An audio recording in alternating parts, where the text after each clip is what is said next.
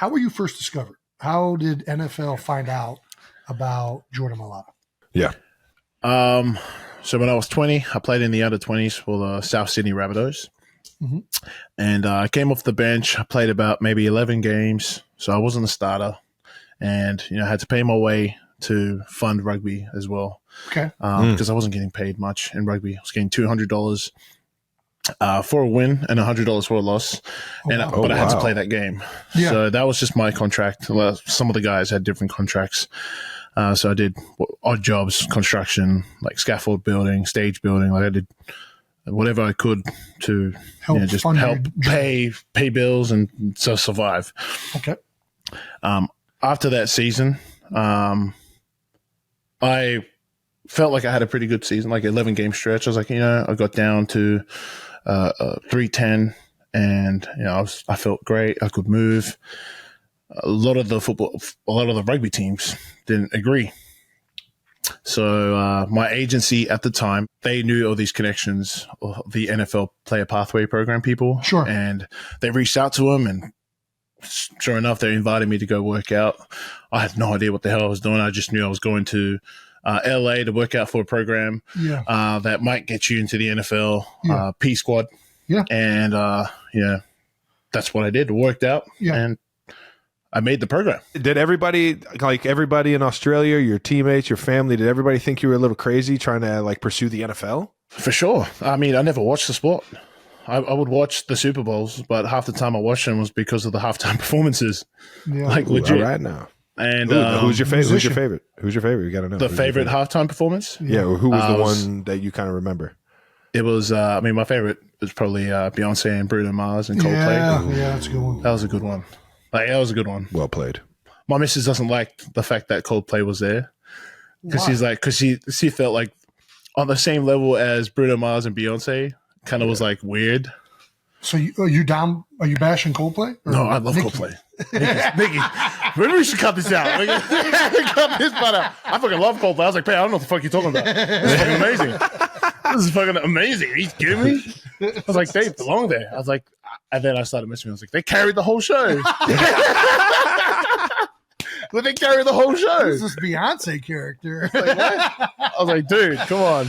So you just talked about this, and I'm actually curious to learn more about this because I know it exists, but I don't know all the ins and outs. There's a program that the NFL utilizes for foreign international players called the International Player Pathways. Is that what it's called? Yep. And it's designed to discover talents like yourself that are not Americans and give them an opportunity to play in the league. I think there's actually you can have like a player on your roster. That's your roster spot, yeah. But it doesn't you count get up to for 3 years. It doesn't count unless he's under 53. Like it does count for a 53 man, but a practice squad guy, you're allowed essentially an extra practice squad guy if he's a part of this program, right?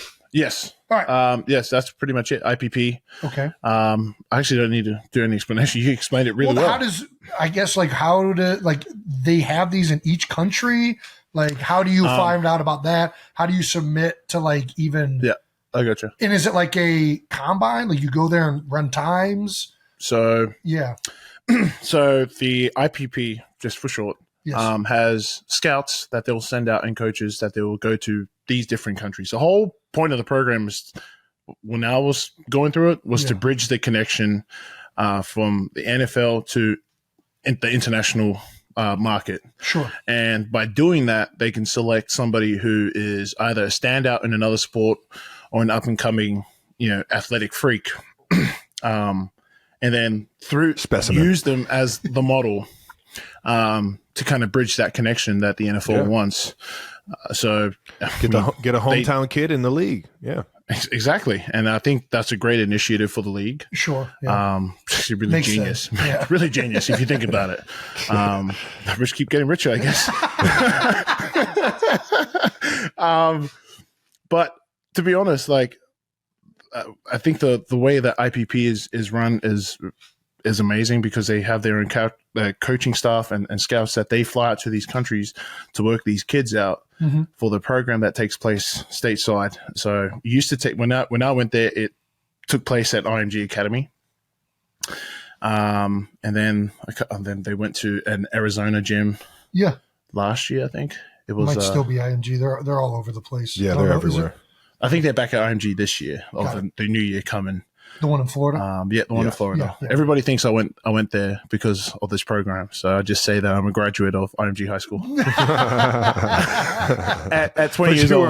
You're already 20 years old when this happened. So what was the first thing they had you do? Like work out, like coaches coaching you up? Yeah, pretty much. Yeah. Pretty much it. We did the 40, like a normal combine Yeah. workout. Okay. And I think for bench press, I had like 20, and I was like, that's pretty good. They're like, not for your position. I was like, what position? Yeah. We're thinking of, letting you play left tackle. I said, what's that? Dude, Did you think you were a running back?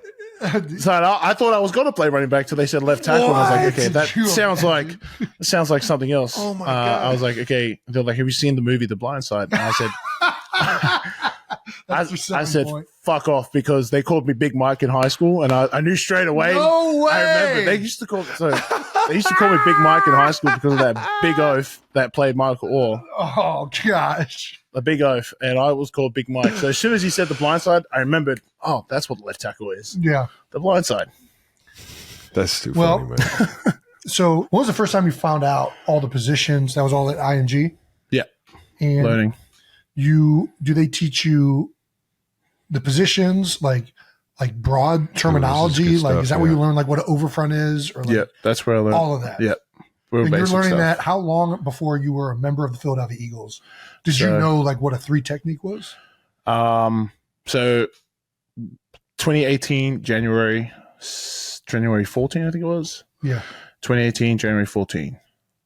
January 14, 2018 was the first day I went to IMG, and that was the start of the academy. And we were there until March 31st. So during those 3 months, Oh, wow. All right. it was 6 days a week. So 6 12-hour days in a row, and I was just working out, combine work, and then film study, position study. Yeah. And it was just repeat on repeat on repeat. And I think probably about maybe a month in, I kind of like understood, okay, 3 tech, 5 tech gaps, Yeah. like basic position, like reading the plays and stuff I could understand. And then Yeah. and I was like, oh, this doesn't seem too hard. Yeah. Yeah. I was wrong. Yeah. Yeah. I was wrong.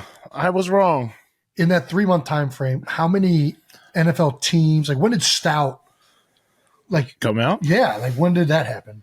Um, Stout is the offensive line coach for the Philadelphia Eagles, for all you 90%ers that aren't aware. Sorry, go ahead. I went home after the pro day, March 31st. It was actually March 28th. Went home. I came back April 1st. Then I had my own pro day. Okay. And before that pro day, I met up with Stout the day before. Yeah. And the first time I met him, I don't know if I should tell this story. Did I ever told you the story? I missed his I call. love Stouts. Okay. I missed his call. And you guys had just won the Super Bowl. Yeah. Yeah. And he left me a voicemail, and I wish I fucking saved the voicemail. I shit you not. He ended it with, yeah, just give me a ring. It's Coach Stout. Da, da, da. Okay, that's Coach Stout, Super Bowl 52 champion. I swear to God. I swear to God. He just threw it out there. And I was This like, is Jeff Stoutland. You might want to give me a call back. All right. yeah, that's what he's saying. He's like, yeah, give me a call back because, I'm about to pull up at the school, and I would like to get with you before tomorrow's pro day. Yeah. I want to teach you 2-jet. Mm-hmm. So then I called him back, and we organized it, met up with him in the classroom. And when I met him at the car, I was like, oh, this guy's such a sweet, lovely old man. Like, went to the classroom, man, flipped the switch, and it was game on. He was quizzing me like I was like, I don't know what the hell you're talking about. Like, what? Brother, I don't even know what you mean by like the safety, like rotating all that. I'm like, what the hell? So he's teaching me the progressions of 2-jet protection on the grease board. Yeah. Yeah. And after it, he goes, all right, make sure you take a photo with your mind. Yeah. And then he rubbed out the board. And then that was the end of the meeting. I ran back up into that classroom. Thank God the grease board marks were still there because I just traced out everything. No way. I traced out everything. Go. He's a flanker. Let's fucking go, man. That's what I'm talking about, out Jordan. everything. The 6 Fuck yeah, progression. man. Yeah. Took a picture, rubbed that shit out, went home and studied it. The next day, before my pro day, again, met up with this time was like 3 coaches in there. Yeah. And he told me, hey, teach me 2-jet protection. I said, Easy. I was like, dude, I mean, like you teach me once, you can teach me something else. You know? Sometimes you just got to get the answers to the test. I'll teach you 3 jet protection. Well played.